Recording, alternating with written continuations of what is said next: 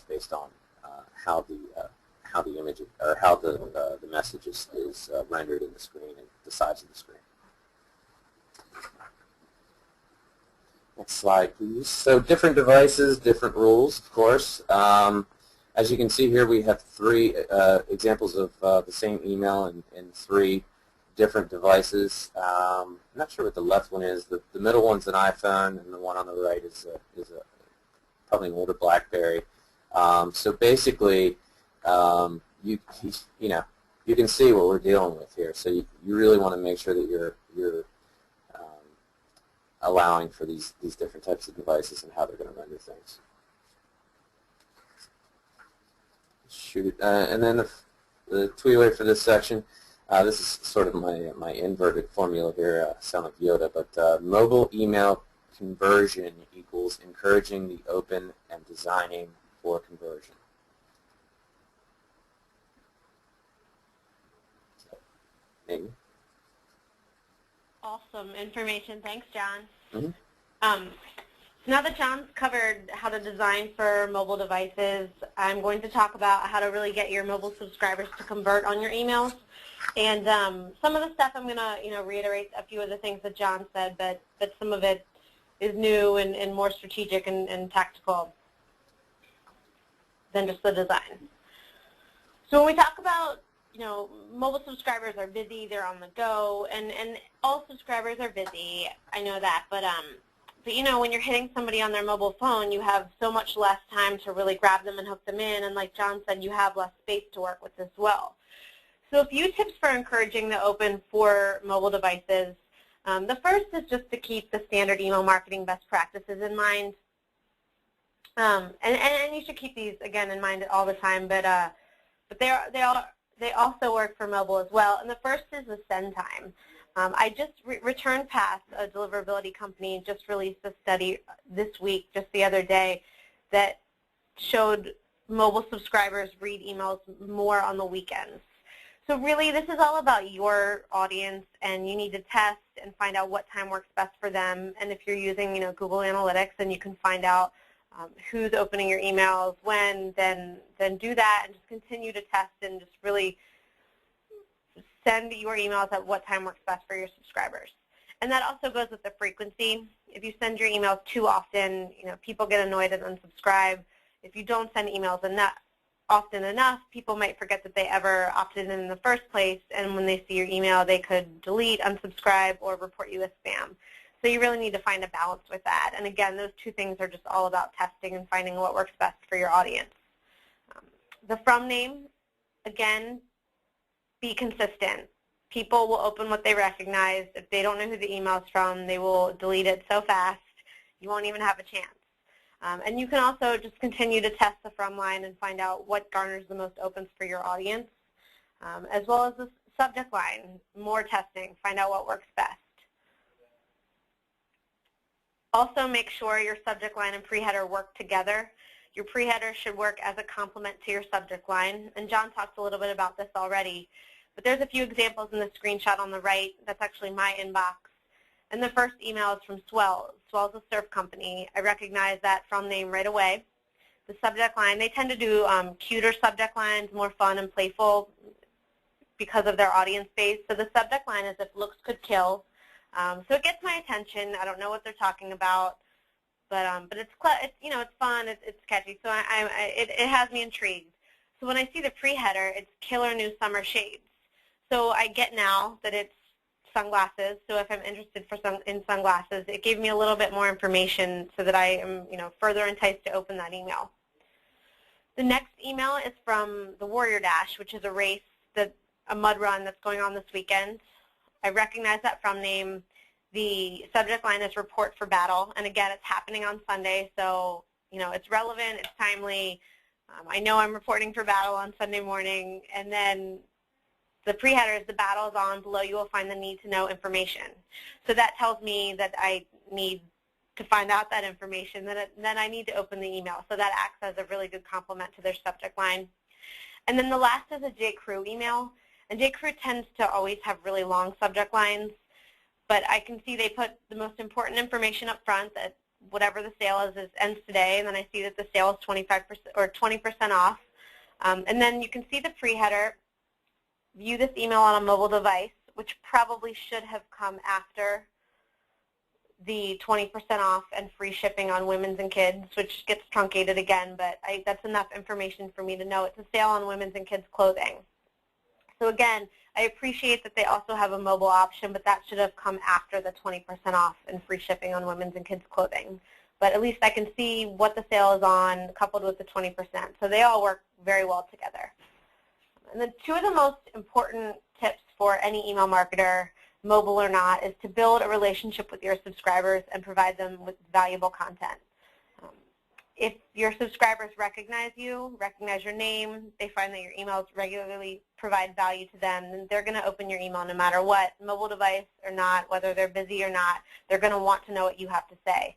So just really work on that relationship, send timely, targeted, relevant emails to subscribers who have asked to receive them. So we always talk about that at Blue Sky Factory and how important it is, and then just make sure your emails are valuable. That was a lot of information for one slide. And on the next slide, we talk about designing for conversions and how to get subscribers to actually act on your emails. So our first tip, and you've probably seen this before if you read our blog, but it's the KISS principle. Keep it simple. The easier it is for subscribers to act on your email, the more likely they are to take action. So John talked a little bit about the thumb rule, make your calls to action big, bold, make it easy for subscribers to click on that call to action, or else if it's too difficult, they're just going to forget about it and move on to something else. There are a couple of tests that you can do when you're coming up with your email design and your call to action, and one which I heard about on a HubSpot webinar, and I love it. It's great. It's called the mother-in-law test, and basically if you designed your email and your mother-in-law saw it on a mobile device, would she know what action to take? So make sure it's that easy when you're coming up with your calls to action. And the other one is just hold your phone out or your device out at arm's length with your email on it and try to determine whether or not you can even see your own call to action. And lastly, when you're designing your emails, keep the most important information at the top, because a lot of subscribers are not going to take the time to scroll down to view the information you have at the bottom. So a few things that you're going to want to keep at the very top of your email, your main call to action, so subscribers are more likely to act on it, and whatever's most important to you.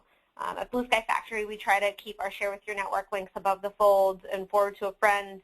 That might not be as important to you. You might want to keep some other information up there. So just keep everything that is most important above the fold as much as possible. And this next slide talks more about how to grow your audience with mobile devices and mobile subscribers. And the first way you can do this is with SMS or text messaging. And at Blue Sky Factory, we work with a company called JAA Interactive, and their software works with our software, Publicaster, so that you can give your subscribers a code like 77007. We like that one, it's easy. And we'll say text 77007 to be added to our email list. Subscribers simply text that. They get a message back saying, thank you for subscribing. You've been added. Be sure to whitelist our emails. It's very easy to use. But you can do that at in-person events. You can do it with signage, like on billboards. You can use traditional media with radio and things like that, so that if you're not in front of your computer or your audience isn't, it's a really easy way to have them sign up to receive your emails. And I'm sure if you're not using Blue Sky Factory, I'm sure a lot of other ESPs have that functionality as well.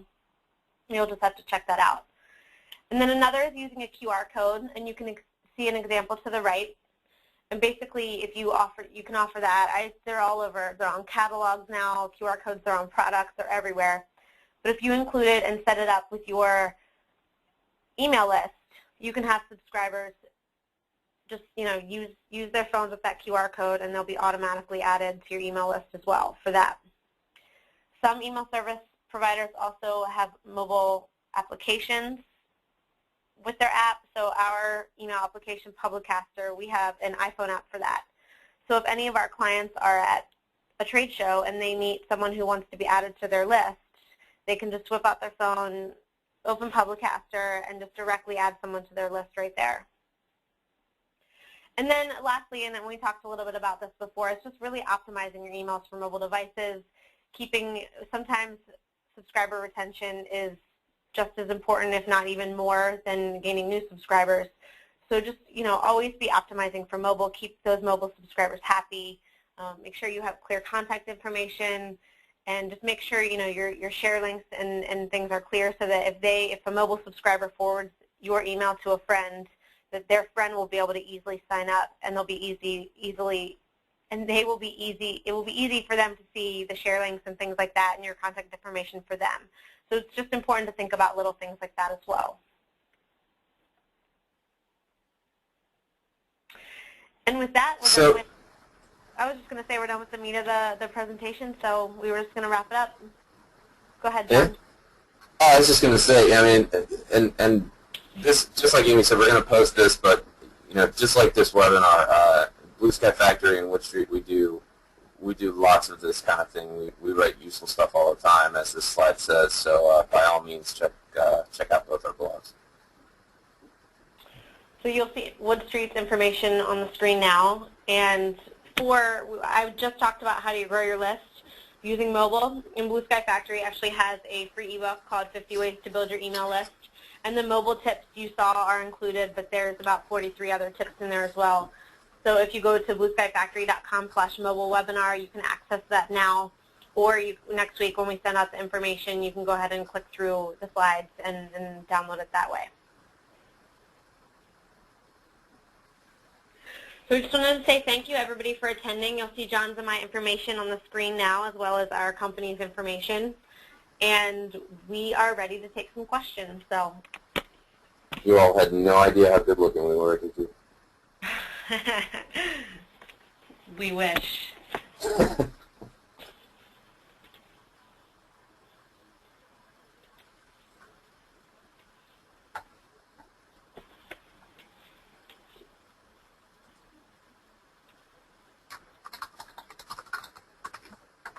John, I see one question in here. Do you recommend against images for mobile devices? And I know John's the design expert, but I know we showed an example of a Blue Sky Factory newsletter, a mobile version of that, and it was very, very basic.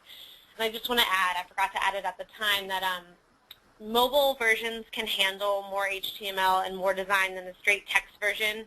We tend to keep ours a little bit more simple, just to make it easier.